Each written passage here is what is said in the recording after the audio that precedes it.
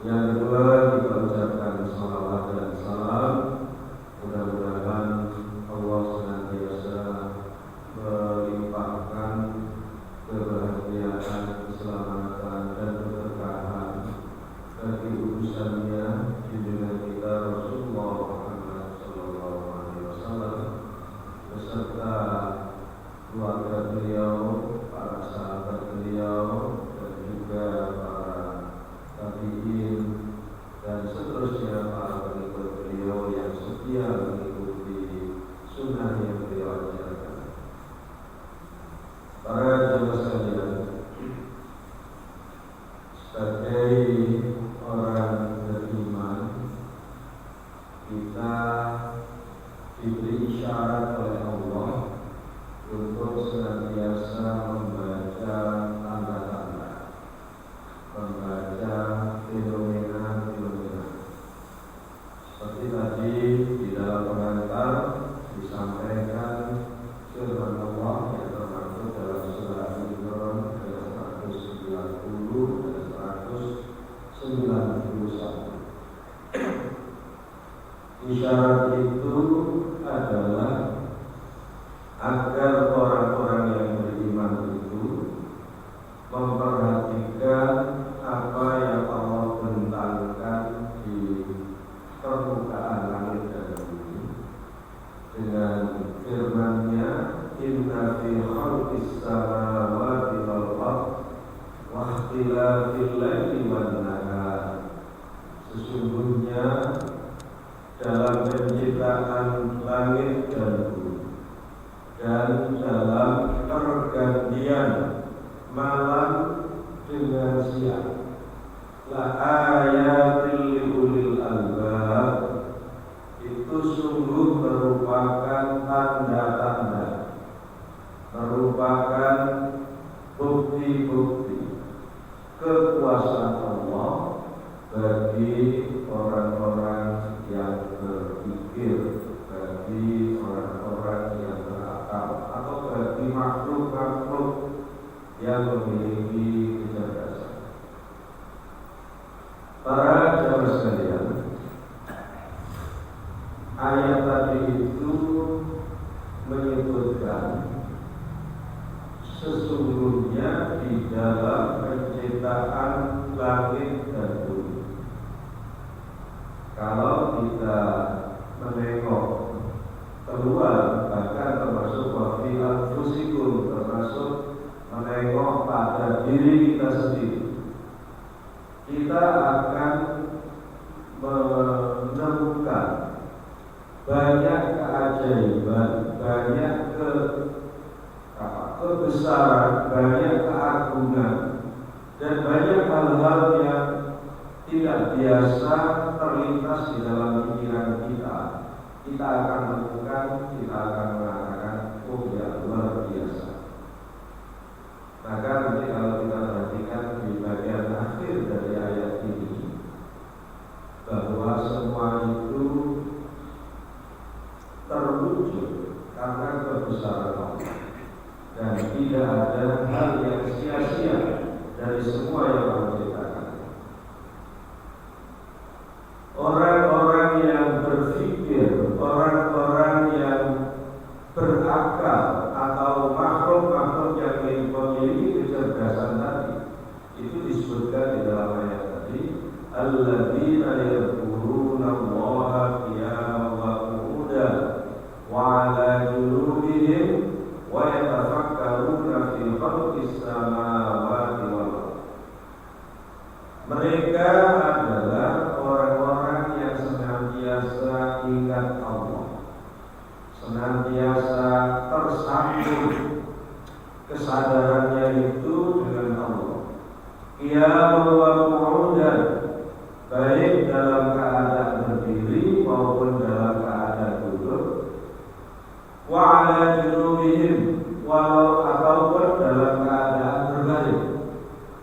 Wa yatafakkaruna fi khalqis samawati wal ardh, dan mereka itu sambil merenungkan, memikirkan tentang penciptaan langit dan bumi. Itu orang-orang atau makhluk-makhluk yang memiliki kecerdasan tadi, ulul albab tadi. Jadi ulul albab yang diseru oleh Allah adalah orang-orang yang senantiasa tersambung komunikasinya dengan Allah. Yadhkuruna Allah, senantiasa tersambung, senantiasa ingat, senantiasa menyebut. Tapi kata yadhkur dalam pengertian sempit memang menyebut dengan melafazkan, dengan mengucapkan. Itu pengertian sempit, pengertian sederhananya. Karena menyebut ya seperti kita mengucap memanggil nama kita itu menyebut. Tetapi makna lebih jauh dari menyebut, lebih luas dari kata menyebut, dari kata yadhkur, itu adalah tersambungnya komunikasi, baik komunikasi bolak-balik maupun komunikasi searah. Ketika komunikasi bolak-balik, komunikasi dua arah, seperti kita dalam sholat kita, itu sesungguhnya terjadi komunikasi timbal balik, komunikasi dua arah sesungguhnya. Ataupun komunikasi searah dari sisi kita, ketika kita memohon kepada Allah, walaupun mungkin kita menyebut sekilas searah, tapi sesungguhnya kalau ditarik lagi dengan firman Allah, wa idza sa'alaka 'ibadi 'anni fa inni qarib ujibu da'watad da'i idza da'an. Antara makhluk dengan Allah, antara Allah dengan makhluknya, dengan hambanya itu qarib. Fa inni qarib, kata Allah, sesungguhnya aku itu dekat. Ujibu da'watad da'i idza da'an. Aku senantiasa mengabulkan permohonan orang yang bermohon jika saja mereka mau bermohon. Jadi artinya tampaknya tadi searah, tadi sesungguhnya dua arah.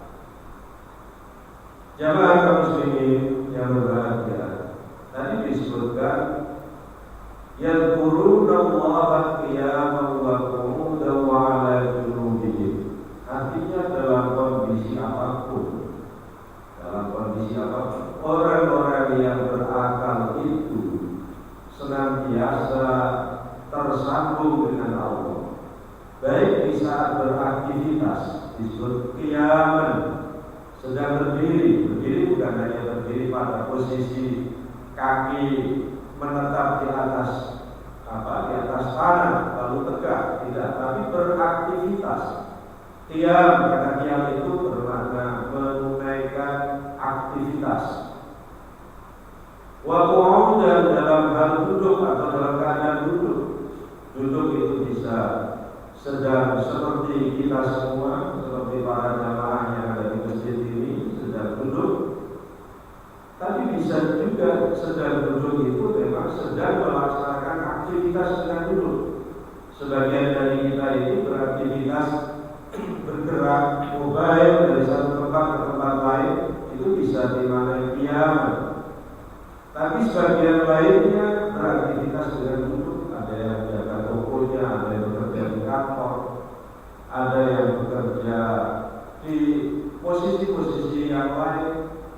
Maka qu'ud dan duduk kita itu kalau diseru di dalam ayat ini tadi adalah senantiasa bersambung dengan Allah. Wa 'ala junubihim, di saat kita sedang berbaring itu bisa saja kita sedang tidur, bisa saja kita sedang memang istirahat dengan membaringkan tubuh kita senantiasa bersambung. Artinya kalau kita sebut dengan kualitas waktu, maka 24 jam waktu kita itu senantiasa bersambung dengan Allah. Bagaimana kita bersambung dengan Allah? Kita menjelang berangkat beraktivitas, memulai beraktivitas, kita mengucap Bismillahirrahmanirrahim. Bahkan di saat kita akan melepaskan sebagian dari hidup kita, yaitu di saat kita akan tidur, kita pun menyambungkan diri dengan Allah, menghubungkan diri kita dengan Allah dengan menyebut juga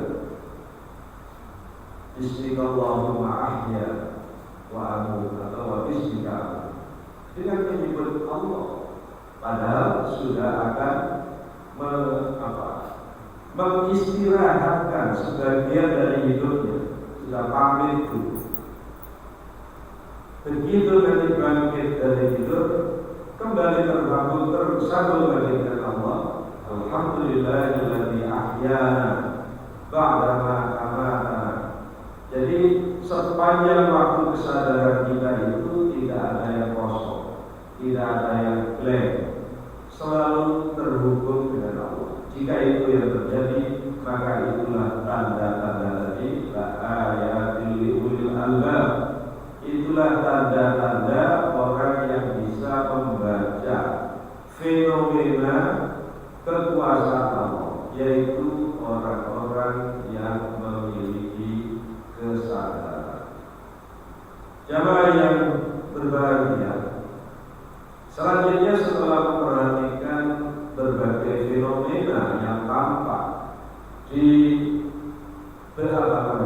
antara langit dan bumi, orang-orang yang berakal tadi senantiasa mengucapkan Rabbana ma khalaqta hadza batila.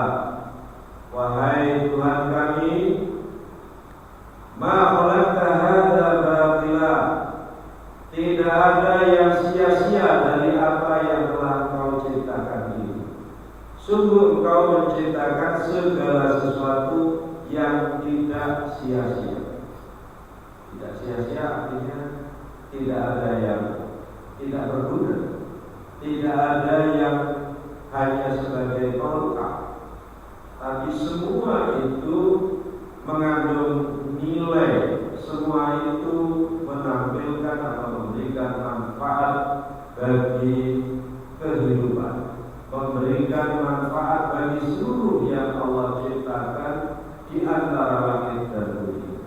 Faqina adzabannar, maka orang yang berakal tadi kemudian memohon kepada Allah, karena itu hindarkan kami ya Allah dari siksa neraka. Kita diajari untuk menutup perenungan kita ini dengan mengucap faqina adzabannar, ya Allah hindarkanlah kami dari siksa neraka. Kalau kita cari rahasianya, mengapa itu perlu kita ucapkan? Para jemaah sekalian, kita ini manusia merasa sebagai makhluk yang terbaik, sebagai makhluk yang berkuasa di antara makhluk-makhluk lain, sehingga kita seringkali memposisikan diri kita ini pada posisi di atas. Dan itu tidak terlalu salah juga, karena beberapa isyarat di dalam Al-Quran seperti tadi juga wasakhkhara lakum, misalnya Allah tundukkan untuk kamu. Ya, ketika Allah mengatakan wasakhkhara lakum, Allah tundukkan kepada kamu, berarti kamu sekalian diberi kuasa, diberi mandat untuk bisa menaklukkan makhluk-makhluk lain. Ditambah lagi dalam terminologi kita tentang manusia, kita sering menyebut manusia itu sebagai homo sapiens, sebagai hewan natif, sebagai rational animal, makhluk yang berpikir, makhluk yang berakal, makhluk yang memiliki kecerdasan. Itu identitas yang selalu diklaim oleh manusia, dan bukan hanya diklaim, kita pun turut mengakuinya dan merasa memiliki itu. Maka disinilah sesungguhnya manusia kita semua ini seringkali memposisikan diri kita pada posisi yang tertinggi di atas makhluk-makhluk lainnya. Dan juga tidak salah, karena Allah juga memfirmankan laqad khalaqnal insana fi ahsani taqwim, sungguh kami telah menciptakan manusia itu dalam struktur yang terbaik. Kita ini diciptakan oleh Allah sebagai takwim yang terbaik, sebagai sosok yang berdiri tegak, yang terbaik di antara yang semua yang berdiri, sosok yang paling baik di antara semua yang tampak. Itu ada pada manusia. Para jemaah sekalian, walaupun di ayat itu disebutkan tsumma radadnahu asfala safilin. Nah, para jemaah sekalian, pada ayat ini tadi saya ingin mengajak para jemaah sekalian untuk membaca hikmah. Ya, membaca hikmah. Di dalam Al-Quran itu ada, kalau tidak salah, ada 17 kali kata hikmah disebut, kata utuh, kata hikmah, bukan kata jadian atau derivasinya, tapi kata utuh al-hikmah itu disebut 17 kali. Dan di antara 17 kali itu ada 9 kali disebut al-hikmah itu berbarengan dengan al-kitab. Al-kitab bahwa hikmah. Apa itu al-hikmah? Para jemaah sekalian, kalau kita ingat seorang tokoh yang diabadikan namanya di dalam Al-Quran, orang itu mendapat karunia besar dari Allah, dan karunia itu adalah hikmah. Mungkin ada di antara bapak-bapak, ibu-ibu, para jemaah yang ingat siapa orang itu. Namanya diabadikan di dalam Al-Quran dan menjadi nama salah satu dari 114 surat di dalam Al-Quran. Ya, betul. Dia adalah Luqman. Jadi orang itu bernama Luqman. Dia adalah Luqman juga. Tapi Luqman yang disebut itu bukan Pak Luqman yang ada di Al-Quran sekarang. Tapi Luqman itu adalah Luqman yang hidup pada masa Nabi Daud. Jadi Luqman ini termasuk sahabat Nabi Daud. Kalau kita menggunakan istilah dalam lingkungan Nabi dan sahabat, ya. Kalau dalam lingkungan kita sebut murid, ya, murid Nabi Daud. Allah berikan hikmah kepada Luqman.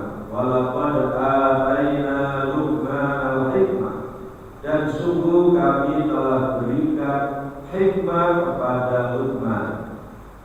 Nah, para jemaah sekalian, kata hikmah tadi, pengantar tadi itu sesungguhnya adalah pengantar untuk berbicara tentang hikmah. Apa itu hikmah? Allah menyebut di dalam Al-Quran, yu'til hikmata man yasha wa man yu'tal hikmata faqad utiya khairan katsira. Allah memberi hikmah kepada siapa saja yang Allah kehendaki, dan barang siapa yang diberi hikmah oleh Allah, faqad utiya khairan katsira, berarti orang itu telah mendapatkan kebaikan yang banyak. Dari ungkapan akhir dari ayat ini tadi terlihat atau tampak dapat dipahami bahwa al-hikmah itu adalah khairan katsira, kebaikan-kebaikan yang banyak. Apa saja kebaikan yang banyak? Para jemaah sekalian, sering orang memaknai, bukan orang itu bukan orang-orang awam, tapi para ulama, para mufassir itu sering memaknai kata al-hikmah dengan kata al-ilm, kata ilmu. Nah, kata ilmu juga bermakna luas juga. Kalau kata ilmu, ya ini kalau pendekatannya adalah pendekatan kebahasaan, maka kata ilmu itu dari kata alim. Alimah itu mengetahui. Tapi kata mengetahui juga bermakna menyadari dan seterusnya. Oleh karena itu, orang-orang yang memiliki banyak ilmu disebut alim. Jamaknya nanti ulama. Nah, karena semua yang ada di masjid ini kan berilmu semua kan. Kita alim, sebenarnya alim sana. Maka yang ada di masjid ini adalah ulama. Itu apa? Ini ulama dalam bahasa Arab, ya. Jadi kalau disebut wah ini tadi kata Pak Amin, saya juga termasuk ulama. Yang pertama istrinya sudah punya sertifikat Pak. Tapi, nah ini pendekatan kebahasaan begitu. Jadi semua orang itu yang memiliki pengetahuan itu disebut alim. Ketika mereka berkumpul jumlahnya lebih dari 2, maka disebut jamak. Nah, jamaknya dari alim itu adalah ulama. Karena itu dulu, ini bahasa Indonesia beberapa tahun yang lalu, bukan sekarang. Beberapa tahun yang lalu kata itu sering digunakan beriringan. Yang kami tohani para alim ulama itu berbeda. Kalau sekarang nggak ada. Setelah tahu bahwa ulama itu jangan dari alim. Nah, Bapak Ibu para hadirin sekalian, apakah kealiman itu linier atau selaras dengan pengajaran atau pendidikan formal? Kalau kita memaknai secara sempit seperti itu, iya. Dan seringkali masyarakat itu memaknai ilmu itu identik dengan lembaga pendidikan. Maka kalau di sini di kampus, maka orang mengidentikan warga kampus ini adalah orang-orang yang berpengetahuan atau orang-orang yang berilmu. Seperti halnya orang tua minta atau mengirim anaknya untuk pergi ke sekolah, ke madrasah, juga supaya berilmu.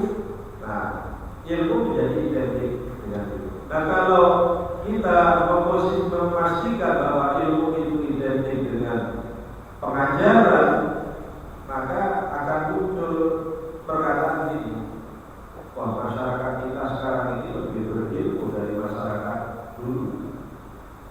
Karena yang sekarang ini banyak orang yang mencapai melalui pembelajaran itu sampai level strata 3. Dulu strata 1 saja enggak. Artinya enggak itu tidak banyak dulu. Nah, kalau kita berpatokan pada itu, kita akan mengatakan bahwa masyarakat kita sekarang lebih pandai daripada masyarakat dulu. Bayangkan, dia madhaban itu kayaknya ijazah SD aja nggak punya. Karena itu nggak ada yang mempertanyakan ijazah dia mana. Iya. Itu Kiai Madhaban tahun sekian ya, wafat 1923. Profesor Hamka itu aja nggak punya ijazah SD, walaupun punya piagam doktor honoris causa, punya piagam doktor kehormatan, punya. Kalau tidak salah dia punya piagam. Nah, ini untuk mengaitkan dengan kata hikmah tadi. Maka ketika berbicara tentang hikmah, orang kemudian mengatakan ini, walaupun leluhur kita dulu banyak di antara mereka itu yang ummi, yang buta aksara, banyak di antara leluhur kita itu yang buta aksara. Saya kira nggak usah jauh-jauh sampai level berapa, mungkin 2 level di atas kita. Itu saya kira banyak yang buta aksara. Kalau mungkin generasi baru ya 4 level, 4 level di atas. Kalau saya itu level kakek saya itu tidak berijazah, tapi bisa tulisnya tulisan dari kanan. Ya, kalau tulisan dari kiri ya bisa, tapi untuk tulis namanya sendiri yang bisa. Tapi kalau mungkin yang generasi lebih muda lagi, level di atasnya lagi, itu banyak yang tidak mengenyam pendidikan formal, sehingga mungkin disebut ummi, disebut buta aksara, buta huruf. Apakah mereka itu tidak berilmu? Nah, di sini kemudian kita bisa membandingkan antara ilmu dan keterampilan atau pengetahuan. Apalagi kalau kita kaitkan antara keterampilan dengan hikmah. Nah, para jemaah sekalian, di dalam ayat tadi disebutkan wa may yu'tal hikmata faqad utiya khairan katsiran. Barang siapa diberi hikmah oleh Allah, maka berarti dia telah mendapatkan kebaikan yang banyak. Nah, kebaikan itu kebaikan apa? Saya sempat membuka tafsir Al-Qurtubi. Itu menyebut ayat 269 Al-Baqarah ini tadi, yu'til hikmah tadi itu dengan banyak sekali makna kata hikmah. Misalnya Ibnu Abbas itu menyebut hikmah itu adalah al-ma'rifatu bil Qur'an, fiqhuhu wa nasbuhu wa hukamahu wa mutasyabihuhu wa gharibuhu wa muqaddamuhu wa mu'akharuhu. Panjang ini. Kata Ibnu Abbas ini salah seorang sahabat Nabi yang dari generasi itu dikenal sebagai mufassir utama Al-Quran. Jadi orang dari generasi pertama, yaitu generasi sahabat, yang menjadi ahli tafsir Al-Quran itu adalah Abdullah bin Abbas. Dan warisannya itu sampai sekarang masih ada. Warisan tafsir Ibnu Abbas itu masih ada dalam bentuk kitab,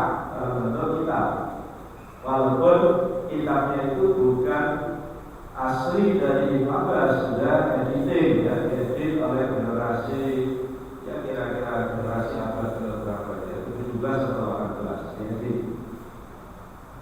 Nama kitabnya sekarang kalau Bapak Ibu mencari nanti Al-Miqdas min Tafsir Ibnu Abbas. Al-Miqdas min Tafsir Ibnu Abbas. Jadi kutipan-kutipan dari tafsir Ibnu Abbas. Dan hampir semua mufassir klasik itu selalu merefer atau merujuk tafsir-tafsir Ibnu Abbas untuk menjelaskan kata-kata yang ada di dalam Al-Quran, terutama kata-kata yang relatif tidak banyak atau tidak sering digunakan dalam percakapan sehari-hari. Contoh al-hikmah ini tidak setiap hari diucapkan. Walaupun kita punya kata hikmah dalam bahasa Indonesia, kita sering mengatakan, wah saya terlambat ke masjid tadi ada hikmahnya. Ada yang mengatakan gitu ya. Apa hikmahnya? Iya tadi kompor belum dimatikan, misalnya. Atau kunci pintu belum dicabut. Kata hikmah itu hikmah bahasa Indonesia kita maknanya sederhana sekali. Tapi hikmah di dalam Al-Quran ini tadi Ibnu Abbas menyebutkan, yaitu pengetahuan tentang Al-Quran, baik pengertiannya maupun apa-apa yang terhapus di dalam Al-Quran, atau apa yang muhkam di dalam Al-Quran, atau yang mutasyabih di dalam Al-Quran, atau kata-kata yang boleh di dalam Al-Quran, mana kata-kata yang didulukan dan dibelakangkan. Artinya pengetahuan yang komprehensif tentang Al-Quran. Jadi kata Ibnu Abbas yaitu pengetahuan yang menyeluruh tentang Al-Quran. Sementara Mujahid ini seorang dari generasi tabi'in, jadi generasi kedua. Kalau tadi Ibnu Abbas itu generasi pertama yang langsung ketemu dengan Nabi, Mujahid ini yang tidak pernah ketemu Nabi tapi masih ketemu dengan murid-murid Nabi. Dia mengatakan al-isobatu fil qawli wal fi'l. Yang dinamai hikmah itu adalah kesesuaian antara ucapan dan perkataan. Nah, kalau kita diberi hikmah berarti kata-kata kita ini bukan kata-kata yang melaku-laku, tetapi kata-kata yang cocok dengan apa yang kita lakukan. Artinya ketika kita mengatakan baik, kita lakukan yang baik. Ketika kita mengatakan itu buruk, kita tinggalkan itu yang buruk. Maka berarti orang ini di dalam dirinya ada hikmah. Kemudian ada juga yang mengatakan al-hikmatu al-aqlu fid-din. Hikmah itu adalah kesadaran tentang agama. kesadaran tentang agama. Jadi kalau kita melangkah kemana saja, kita ingat, oh ya ini ada di dalam ajaran agama. Oh kita dibatasi ini, tidak boleh, ini haram, yang ini terlarang, yang ini yang harus dilakukan. Ketika kita ingat itu, maka di dalam diri kita ada hikmah. Sementara Malik bin Anas, ini juga salah seorang sahabat, mengatakan al-hikmatu al-ma'rifatu bi dinillahi wal fiqhu fihi wal ittiba'u lahu. Jadi yang dimaksud hikmah itu, kata Malik bin Anas, adalah pengetahuan tentang agama Allah, yaitu tentang agama yang diajarkan oleh Nabi, wal fiqhu fihi, dan memahami ajaran-ajaran agama itu, wal ittiba'u lahu, dan patuh dan turut kepada apa yang dikatakan agama, dan seterusnya. Masih banyak lagi pengertian atau penjelasan mengenai hikmah-hikmah yang diucapkan oleh para ulama, baik dari generasi sahabat, generasi tabi'in, dan generasi mufassir itu. Maknanya tadi, wa may yu'tal hikmata faqad utiya khairan katsiran. Barang siapa yang diberi hikmah oleh Allah, maka sesungguhnya orang itu telah mendapatkan kebaikan yang banyak. Para jemaah sekalian, nah sekarang ketika kita berbicara tentang hikmah, ketika kita bicara tentang kebaikan yang banyak, tadi ada pengetahuan tentang agama, kesadaran akan batasan-batasan agama, kesesuaian antara ucapan dan perbuatan. Maka inilah yang tadi untuk mengatakan bahwa ilmu itu tidak identik dengan strata-strata lembaga pendidikan. Oleh karena itu, jangan kemudian kita mengklaim bahwa orang-orang yang berpendidikan tinggi kemudian memiliki hikmah yang tinggi. Jangan juga mengatakan orang yang berpendidikan formalnya itu rendah, lalu kita katakan orang itu tidak memiliki hikmah atau memiliki hikmah yang sedikit. Maka tadi kita menyebut leluhur kita dulu banyak yang buta aksara. Bahkan Nabi pun disebutkan buta aksara. Tapi jangan kemudian kita bersyukurnya ternyata kita S3. Nabi membaca saja tidak bisa. Jangan mengatakan itu. Karena sesungguhnya manusia itu kebaikannya itu seiring dengan hikmah yang dimiliki. Ya, seiring dengan hikmah yang dimiliki. Nah, lalu apa hubungan dengan kita? Kita semua para jamaah sekalian saat ini hidup dalam keadaan yang serba mudah, tapi sekaligus juga serba sulit. Kita ini serba mudah. Barangkali pengetahuan adik-adik kita, anak-anak kita yang masih di tingkat SMP atau tingkat SMA, itu pengetahuannya bisa melebihi kakak-kakaknya atau paman-pamannya atau bapak ibunya yang berpendidikan tinggi. Kenapa? Karena mereka sekarang ini terbantu oleh media informasi. Apapun platform yang ada pada media informasi itu mereka terbantu. Terlebih lagi sekarang apa yang disebut dengan kecerdasan buatan. Kalau tadi ulul albab itu orang-orang atau makhluk-makhluk yang memiliki kecerdasan, ini yang dimaksud adalah kecerdasan yang diberikan oleh Allah, bukan kecerdasan yang dibuat oleh manusia. Maka kita beruntung, yaitu teknologi itu melahirkan kecerdasan buatan. Jadi sudah ditambahin dengan kata artificial. Artificial itu buatan. Jadi sudah ditunjukkan bahwa ini buatan. Buatan itu buatan manusia, dibuat oleh manusia. Tetapi sungguh ini mungkin banyak di antara generasi muda ini yang walaupun mungkin belum menguasai, tapi sudah mendekati kecerdasan buatan. Sehingga sekarang ada pertanyaan apa? Itu ada sebagian dari anak-anak muda itu, wah kelamaan kalau nunggu guru, kelamaan kalau nunggu dosen, kelamaan kalau nunggu ustaz, cukup pakai handphone, klik satu pertanyaan bisa jawabannya tinggal pilih, mau pilih yang mana? Karena banyak. Ya. Jadi sudah terbantu oleh itu. Nah, tidak berarti orang-orang yang menguasai itu kemudian dia sendiri memiliki kecerdasan. Dia itu sesungguhnya bukan kecerdasan, tapi keterampilan. Orang yang mengoperasikan keterampilan mengoperasikan kecerdasan buatan. Nah, kita bermohon kepada Allah, kiranya kita menjadi ulul albab, makhluk-makhluk yang memiliki kecerdasan. Para jamaah sekalian, saya kira ini kajian pengantarnya. Kalau masih ada kesempatan untuk dialog, dipersilakan. Ini kita mengikuti waktu matahari atau waktu jam. Kalau mengikuti waktu jam masih agak lama. Kalau mengikuti matahari sudah lagi cemerlang. Saya ikut saja pada pembawa acara. Coba dipersilakan. Baik, terima kasih kami sampaikan pada materi pada malam hari ini. Kami berikan kesempatan kepada jemaah yang bertanya, kami persilakan.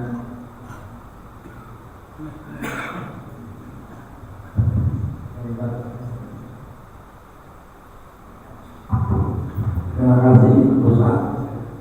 Alhamdulillah, saya punya pertanyaan yang sesungguhnya masih terkait dengan mengenai hikmah. Saya dapat kiriman WA Ustaz bahwa istri itu boleh, tetapi hanya dua hal.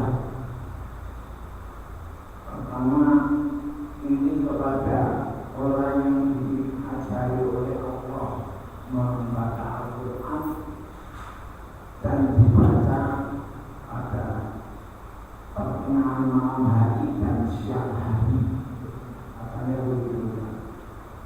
Yang kedua, ini kepada orang yang diberi kekayaan tapi diberi belanjakan ke jalan Allah. Ya, yang menarik bagi saya Pak, ini gimana bentuknya? Ternyata hasil penelitian kecerdasan manusia itu pertengahan malam jam 11:12 itu puncaknya kerja level jam pertengahan siang jam 11:12 siang, 11:12 siang itu puncaknya jantung. Makanya Rasulullah itu hidupnya sehat walafiat karena selalu baca Al-Quran di jam-jam itu. Dan ini apa ada landasannya atau gimana untuk Ustaz? Terus satu lagi, saya ditanya oleh teman, Bu, Muhammad yang ada untuk sesambung mati demi teknik, itu istilahnya itu. Loh, gimana menurut Pak Siswa? Ya, yang sejalan dengan moto yang Muhammadiyah bahwa ingin mewujudkan Islam yang sebenar-benarnya, kalau mati demi teknik itu. Gimana menurut Ustaz? Gimana? Baik, terima kasih. Ini kebetulan topik kita pagi ini berbicara tentang hikmah. Ya. Hikmah itu kalau diterjemahkan secara sederhana dalam bahasa Indonesia itu disebut kearifan. Kearifan itu bermakna juga pengetahuan yang mendalam. Nah, pertama tentang tadi yang disebut oleh Aziz itu berperan bukan bidang pengetahuan saya untuk mengetahui kerja-kerja langkah hukum. Ya, kalau mau mengikuti silakan. Saya kira kalau memang para ahlinya mengatakan itu, ya boleh diikuti. Boleh, saya mengatakan boleh. Ya. Kalau bapak-bapak mengatakan harus itu, ya silakan juga.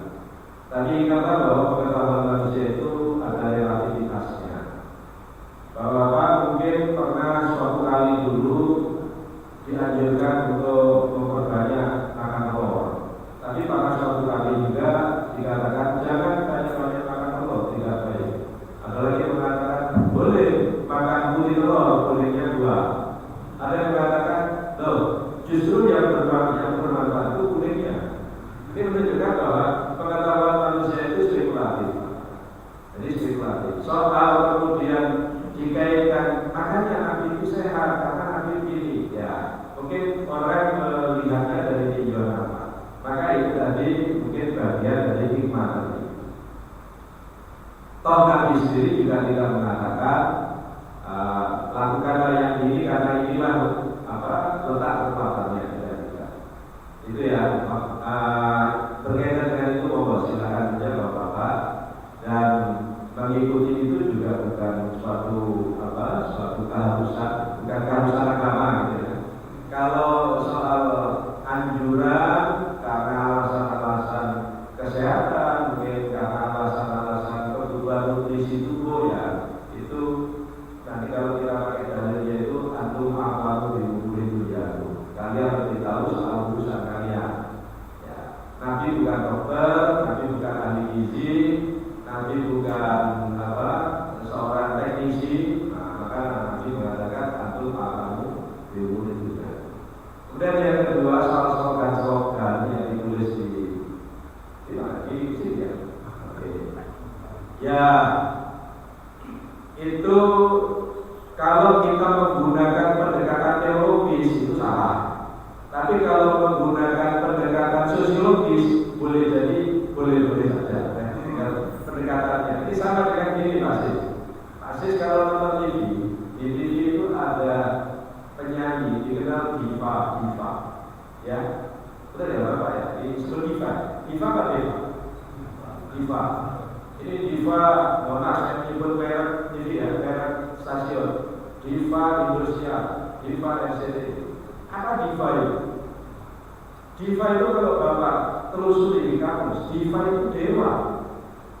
Kalau dewa itu kan untuk dipuja, untuk disembah. Maka kalau ada orang yang mengagumi diva itu, kalau pendekatan teologis itu bisa syirik. Tapi lupakan istilah-istilah itu, ya lupakan itu. Jangan dimaknai terlalu serius gitu. Sama dengan misalnya ada di antara jamaah ini mungkin yang ngefan ke saya, misalnya GM ya. Misalnya ada yang ngefan, Pak Amin itu idola saya, misalnya gitu. Tahu Bapak arti idola? Idola itu bahasa Inggrisnya idol. Idol itu apa? Berhala. Makanya gak usah terlalu serius memikirkan kata-kata.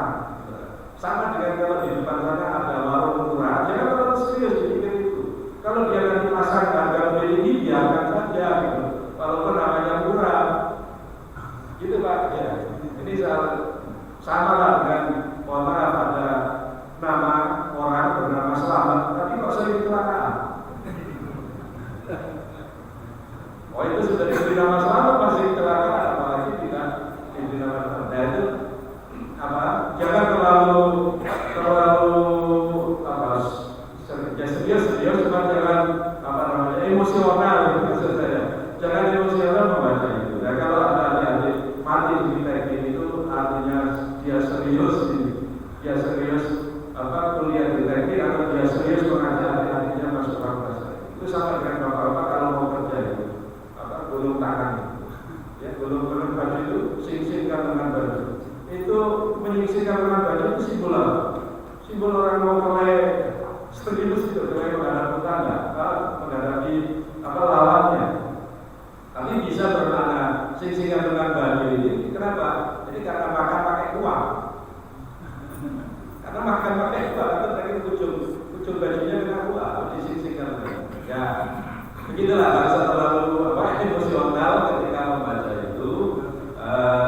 Dipandang santai aja. Tapi kalau sempat memberitahu hati-hati anak-anak, cobalah jadi kata-kata yang lain. Kira-kira begitu. Tapi kalau sudah jadi ini coret, gitu apalagi sepatunya kemudian digunting gitu.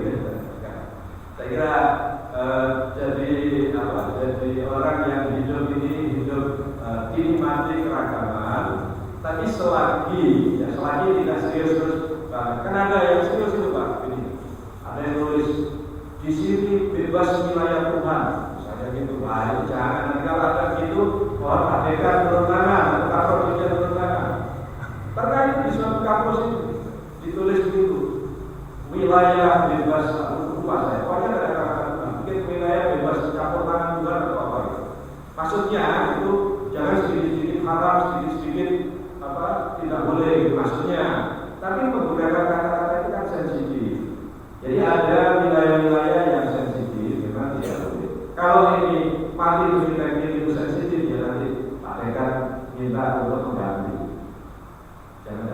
oh iya saudara tidak selesai acaranya akan dibunuh. Ya itu apa? Pokoknya yang ada itu kan. Baik, terima kasih. Mudah-mudahan apa yang kita bincang Allah juga memberikan hikmah kepada kita sehingga kepada kita akan Allah berikan khairan katsira, Allah berikan kebaikan yang bisa diucap dan kebaikan yang tak mampu untuk diucapkan. Aku lupa lihat dan wassalamualaikum warahmatullahi wabarakatuh. Waalaikumsalam warahmatullahi wabarakatuh.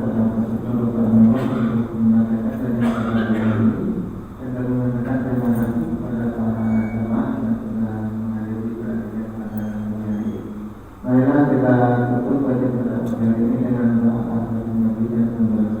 Tuhan.